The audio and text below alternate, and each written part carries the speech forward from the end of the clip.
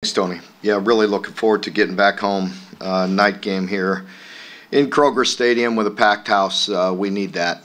Certainly, we went on the road a week, this past week, and it affected us. We did not play very good. The number one topic we talk about is handling the environment, and obviously we did not handle that situation, that environment, that game very well at any level.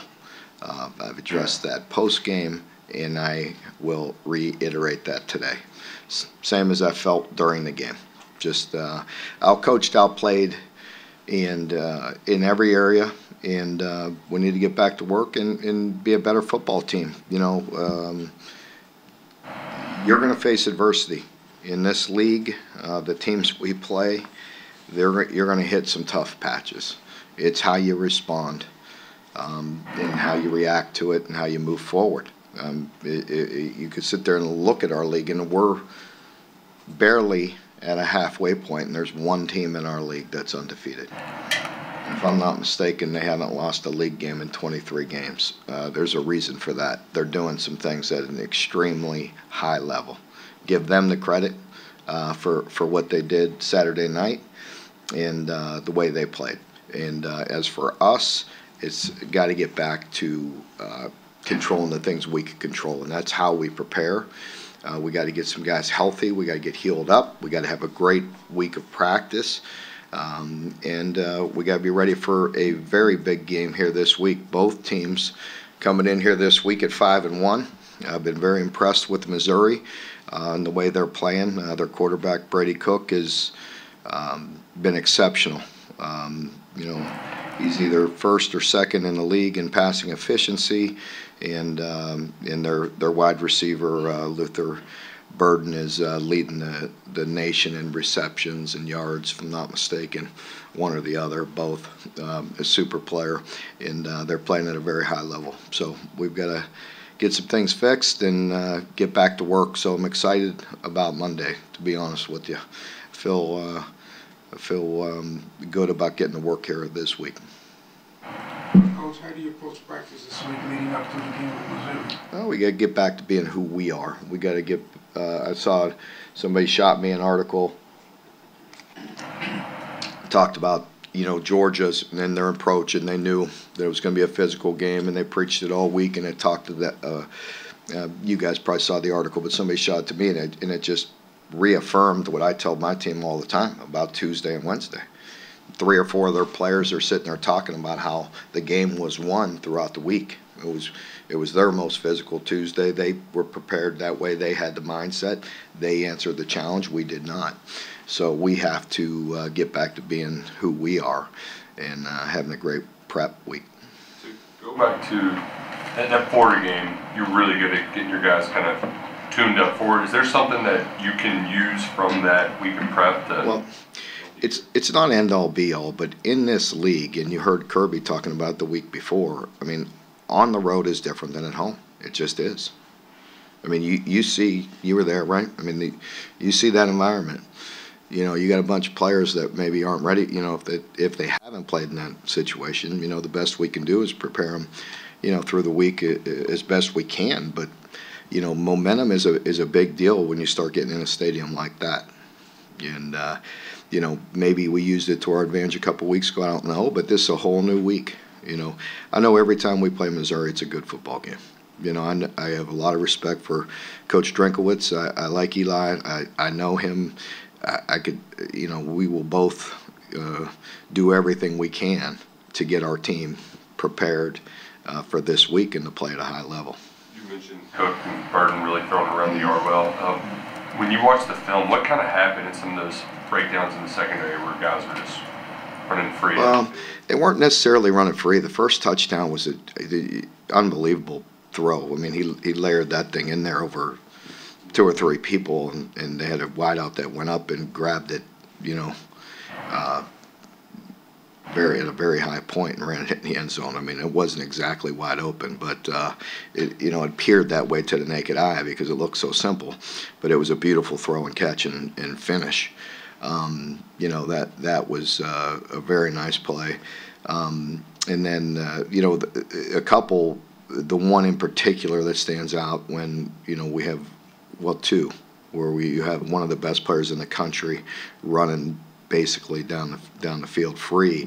There's no excuse. I mean, we have a backup linebacker in on one that's supposed to be, heavily rerouting the number 2 receiver, especially when it's him, when it's 19, and we don't touch him. And then there was another one where there was, I mentioned that I saw it during the game. I could tell how they got confused. There was motion, and we just didn't play it very good, period. But I'm not going to point the fingers, but we just blew it, just didn't play it very good, and there's really no excuse. About handling adversity. On the flip side of that, what about coaching a team, getting them to handle the success you had against Florida? And do you feel like that figured into the preparation for this game at all? Well, I don't know. I know I worked hard last week at being honest with the team and what I saw, and I mentioned it. I don't know when I talked to you guys, but I mentioned to the team Tuesday after practice. I mean, I ripped them Tuesday after practice, and that's not scripted for me. That was what I saw. I told them exactly how I felt, and it wasn't a good enough day, period. And I went back and had another motivational team meeting on Wednesday, and I felt like we picked it up a little bit, but I'm not saying that was the end reason, but it certainly doesn't help. Missouri has claimed Kentucky as their rival. Pardon me? Missouri has claimed Kentucky as their rival. For some reason, I think we made up for some reason. But anyway, nevertheless, from everything I gather, the feeling's not mutual. Well, I don't know, how you want to phrase it. Those are your words, not mine. We have great respect for Missouri, and I've already said it maybe twice, for sure this is the second time, how much respect I have for Missouri and how close our games always are. I know, I show our team a couple, just about every year. I showed them how, especially when we go up there, how they were ready to prepare and whooped our butt, 1 week, and we're very motivated. And again, I just said it in my last comments, the respect I have for Eli, and I know his teams. They play with an edge and an attitude, and they're going to come in here physical and coached up and ready to play, and we need to match that. More effective. Devin can make some of those crazy throws we've seen him make, and then miss some wide open guys as badly as he has. Is there something mechanical that's going on there differently? What did the film kind of show?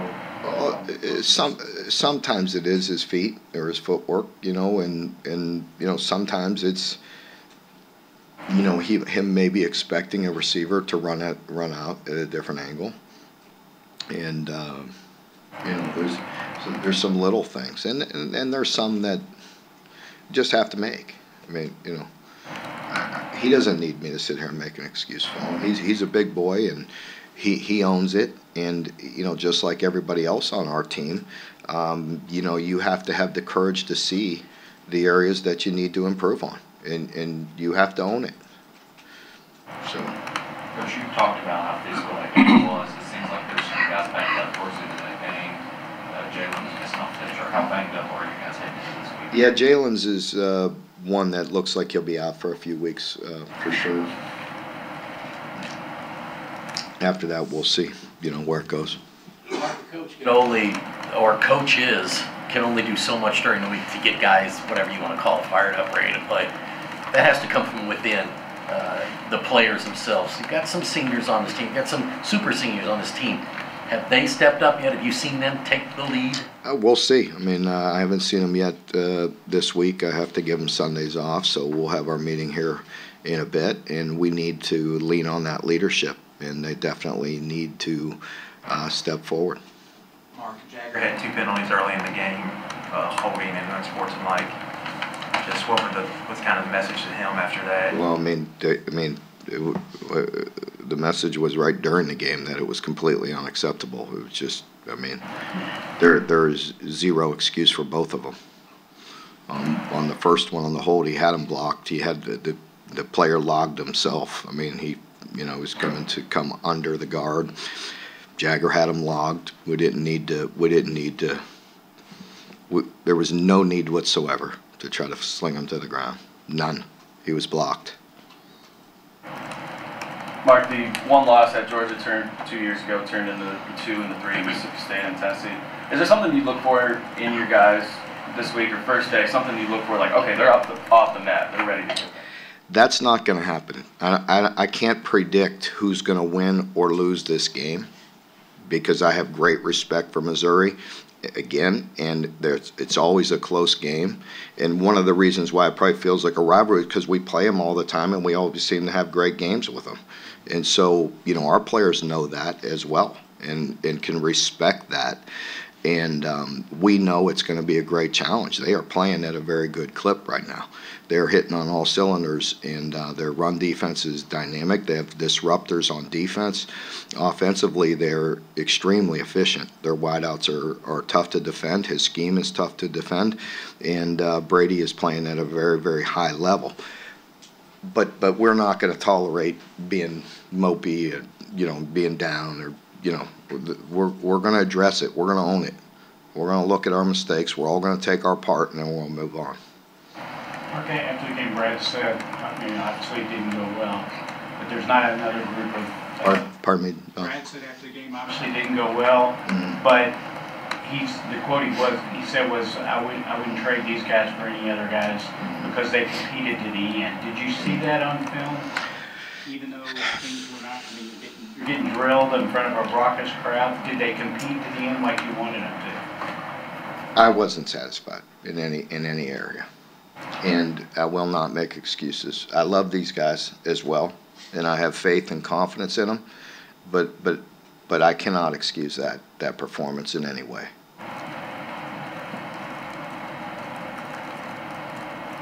Did anybody play well in that?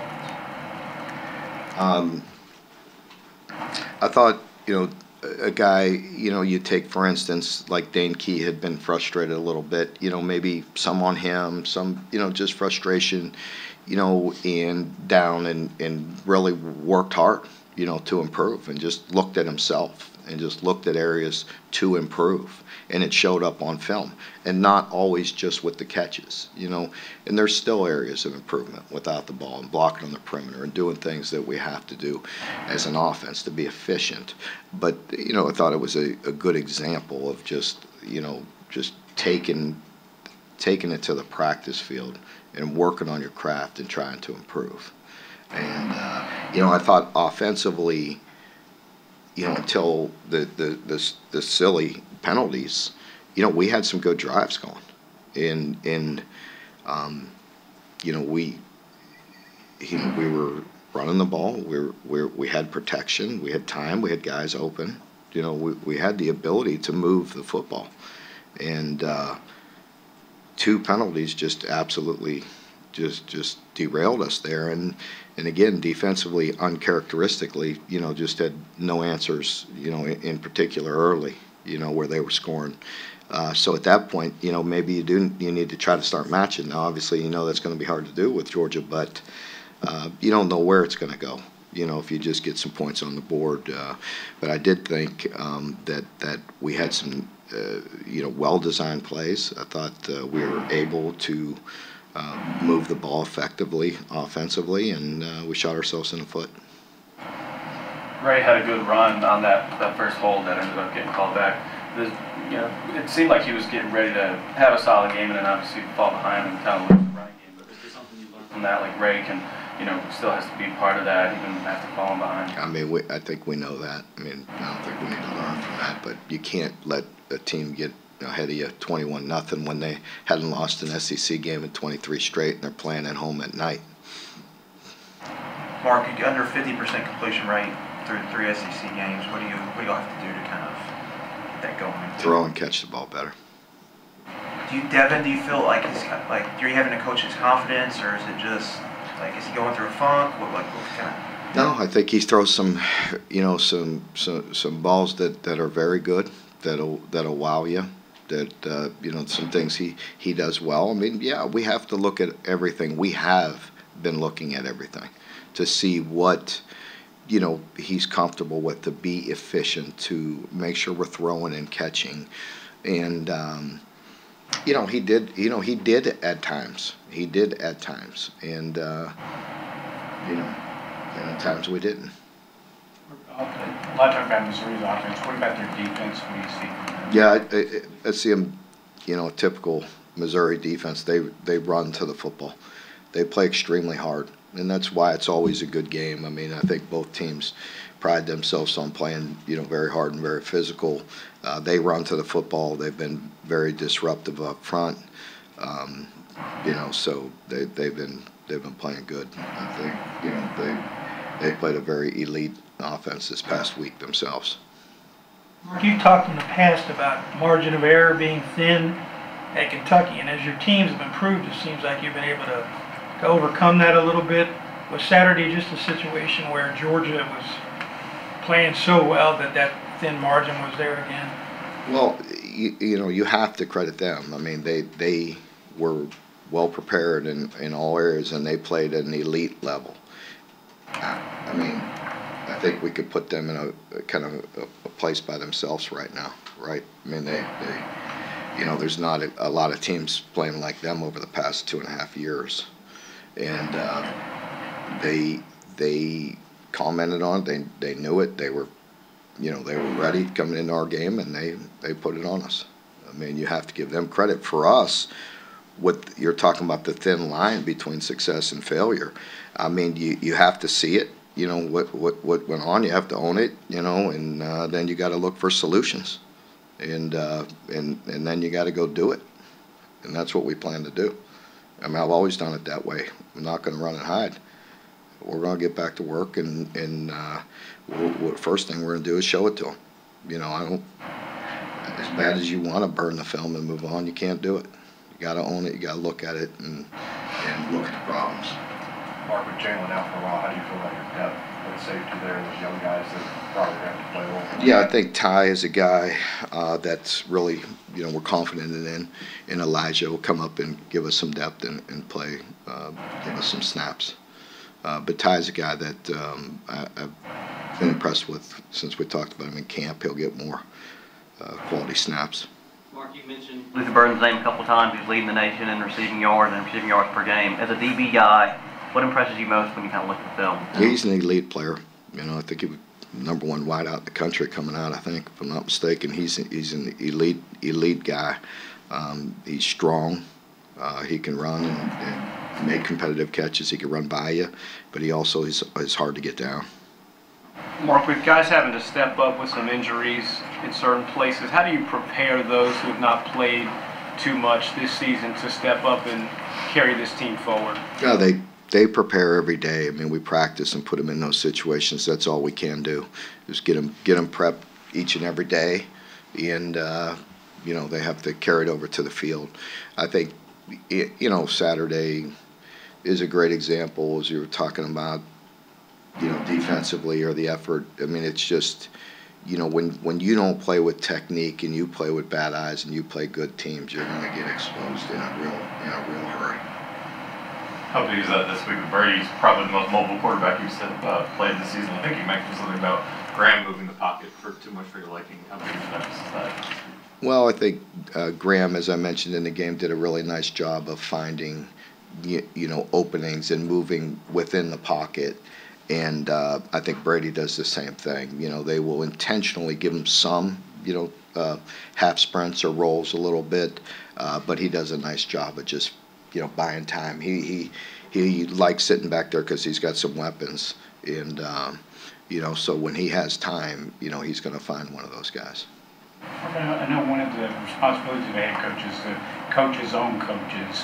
What was your message to them and to the coaches? Yeah, to the staff after a game like that. What's your message to your own coaches? Well, first of all, I believe in each and every one of them and everything we're doing, and I have great confidence that we'll get it fixed. There's no panic, but I also don't ever put my head in the sand and just think that we just have to move on status quo. We got to take a serious, good look at ourselves each and every week, and make sure we're doing the things necessary to put our players in a position to be successful. And I'm not, I'm not going to throw anybody. I mean, when I say that, it's on me. That's not coach speak. Oh, he's saying the same crap. You know, it's the truth. I mean, that's on me. But I believe in our coaches.